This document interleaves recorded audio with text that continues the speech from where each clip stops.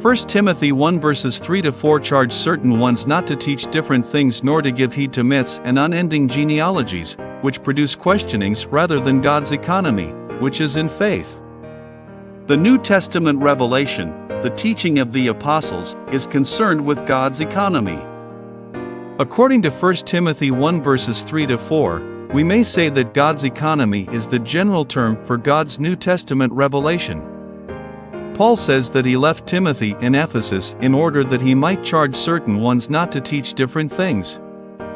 According to the context, different teachings refer to teachings that are not in line with the economy of God. What certain ones taught, though somewhat based on the New Testament revelation, were genealogies and the law.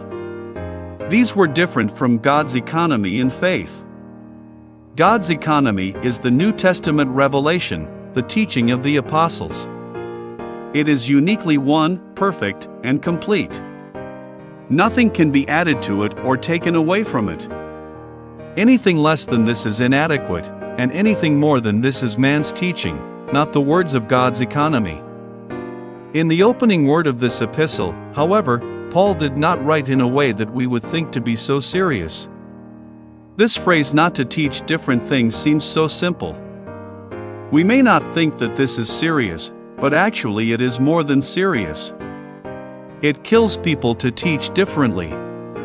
To teach differently tears down God's building and annuls God's entire economy. We all must realize that even a small amount of teaching in a different way destroys the recovery. There is a proverb that says, one sentence can build up the nation, and one sentence can destroy the entire nation. You do not need to give an entire message.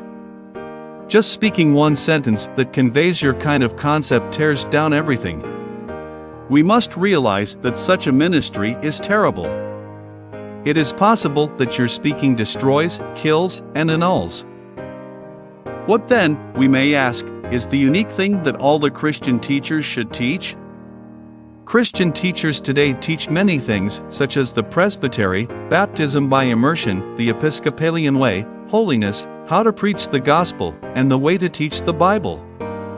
We would all agree that to teach the way of Judaism is surely wrong, but we must realize that even the teaching to preach the gospel creates division.